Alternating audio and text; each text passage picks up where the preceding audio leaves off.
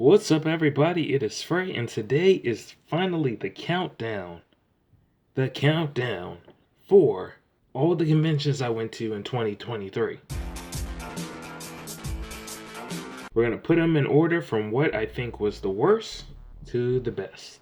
Now, this is my second year touring, and I try to do something a bit different. This year, I wanted to try to go to smaller conventions, and also I wanted to do outside conventions. I've been scared to actually do any outside conventions because I always thought things would like blow away, or the sun would like melt my sketches or something.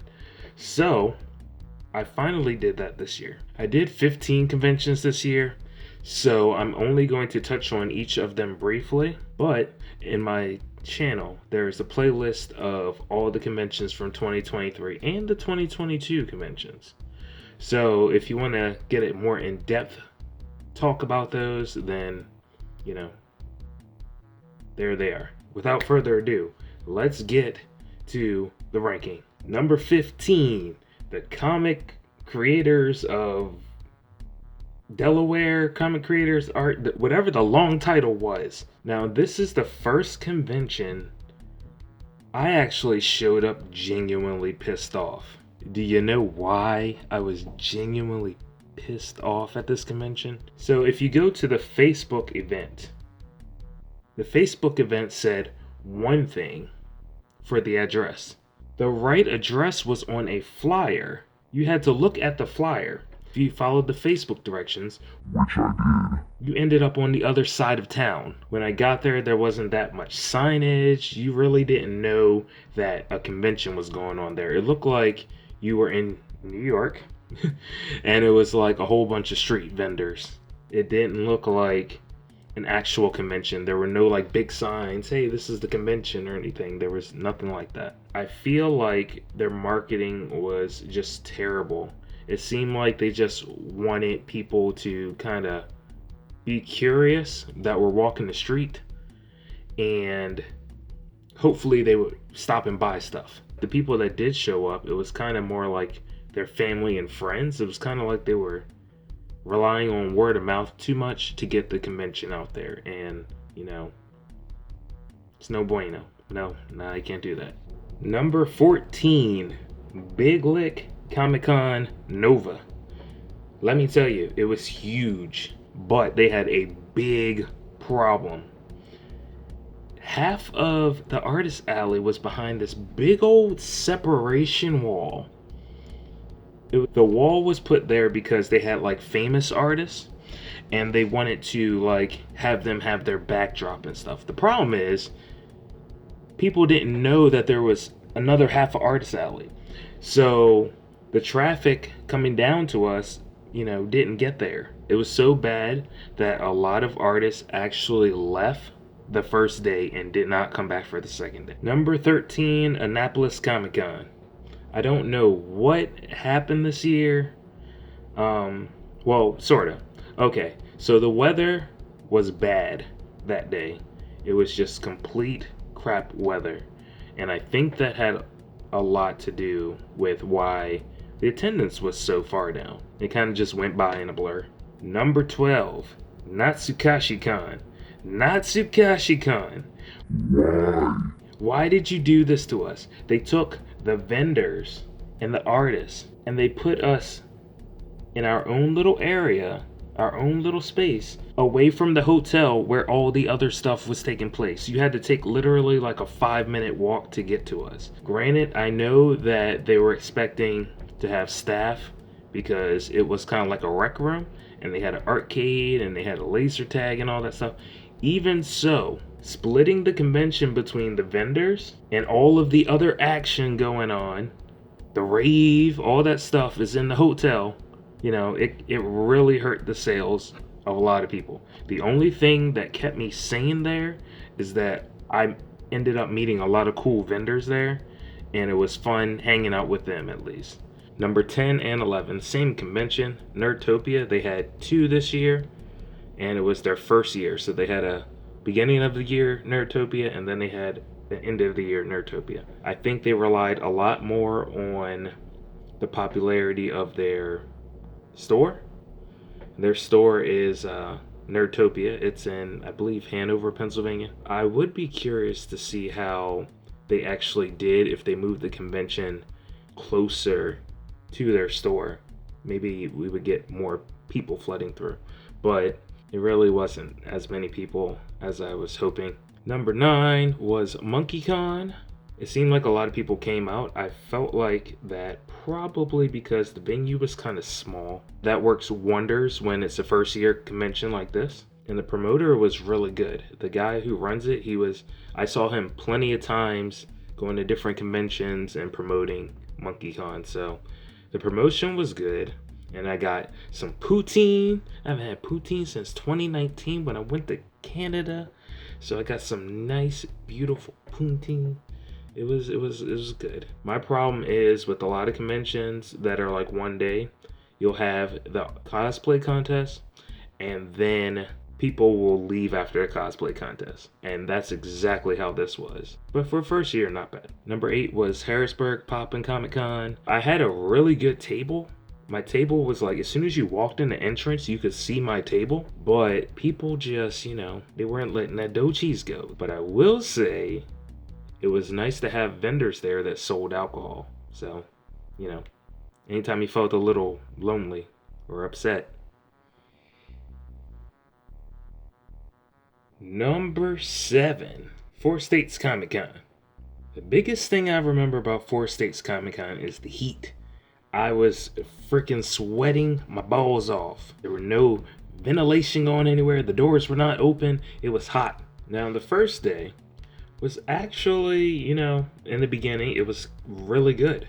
But as the day went on, it got like halfway through, and then it just completely, I don't know what happened. It just completely just tanked. And then the second day, well, let's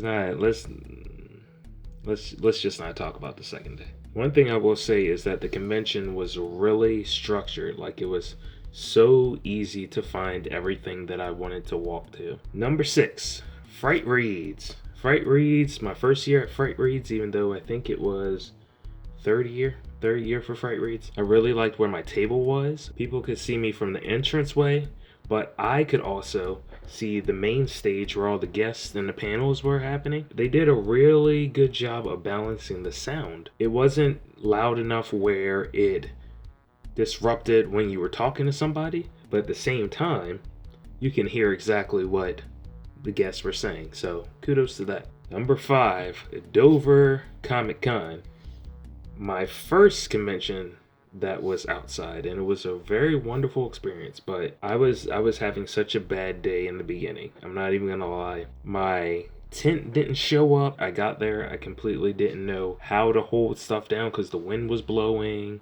But luckily I had a really good neighbors, and they helped me get all my stuff together. It was a good experience. It was more like a festival for the city instead of, or the town or the county or whatever Dover is. It was a festival for that the neighborhood. Number 4, Horror on Main. This was the weirdest convention hours ever.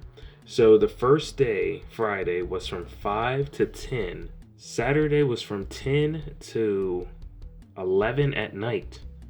And then Sunday, 10 to 1 or something. It wasn't that. It was strange hours. Now, on the first day, your boy didn't sell anything. Your boy didn't sell a damn thing. I went home crying. And Saturday, the majority of that day was exactly the same. And I'm guessing a lot of people were just coming out to see the guests first and buy from them, because a lot of the guests, they had comic books and stuff like that they were selling. Plus, they were doing panels and stuff. So I guess a lot of them wanted to use their money for that. But closer to the end of the night, we had customers come in, and I actually made a good amount of money. And then the staff, best staff this year, they got us pizza and beer because they felt so bad that things were not as popping as they wanted it to be. It was the first year. So, I mean, it happens. First year. Number 3, Blue Hen. Blue Hen Comic Con. Let me tell you, I love Blue Hen Comic Con. In fact, I love Delaware. Delaware is just so, like, I'm telling you, they just. Here you go. Here you go, starving artist, little feller. Here you go. Take the money. Take the money. So last year when I went, it was in a smaller venue, but I made a lot more money. This year they moved it to a department store in the mall. Not only did they have the mall traffic, but once again, the runner of the convention, I saw him at different conventions throughout the year promoting. So you had a mix of people coming intentionally to the convention, and you had wonder-buys from the mall coming to the convention. But unfortunately, because the space was 2-3 times bigger than the last year, it was a lot of vendors. I didn't make as much there, but I made a decent amount. And then it's like, they hit the tip jar, and when they hit the tip jar, your boy always got love for them once they hit the tip jar. Number 2, we're almost done. Galactic Comic Con. It was in a high school, and I'm almost 40. Yeah, I know your boy looks. Does your boy look 40? Boy look almost 40? I don't know. I probably do with all this freaking facial hair. Anyway, the point is, I was like, oh, it's a high school, and I don't think I'm going to relate to all of these younger kids. Not the case. Some of them, a lot of them actually, knew my retro art because I specialize in trying to cross retro art with modern art. So you always get, oh, I know that character, but who the hell is that character? Even if they didn't know the characters, they still wanted stuff from me. So, I push my manga book because, that's what the kids are reading these days. So I managed to sell out on my mangas. And then I got commissions because people like my art style, apparently, even though I don't know why, but thank you. And then, of course, it's Delaware, so they hit the tip jar. So I had to throw that in there because the tip jar be pushing a brother's money out the window. And number 1, Shore Leaf. Shore Leaf Sci-Fi Convention. There was barely any downtime from the moment I set up. It was wall-to-wall people. They were buying my most expensive stuff. They were buying commissions, and I made half of my profit for the whole year just at this convention. The vendor area closed early enough so I could explore. I got a free upgrade on my table because they wanted to fill in space. But it was just such a great vibe there. Really organized. Like I said, it was people, and they were really trying to spend a lot of money, and it was just a great time. So definitely got to go there this year. And there you have it, the ranking of my 2023 conventions. Very fun year. Overall, I would say I made better profit simply by finding cheaper conventions, staying closer to my house. Everything was within driving distance, so I didn't have to rent hotels, and taking advantage of first year conventions that basically give you tables for cheap. I think it's a better strategy to, instead of try to find a convention that's like further out, stay around your area, your own state, maybe a state over or two. You'd be surprised how much you can get ahead just by being the local hero. Your community, a state over, etc., etc. You can get really far in art just by being popular in your surrounding area. But yeah, that's it. And 2024 is going to kick off in March. And go to my website, freyofficial.com, and you can see the dates as they pop up. I think I have 4 locked in currently. So go over there, freyofficial.com, and buy some stuff. Books, prints, get some commissions. You name it. Okay.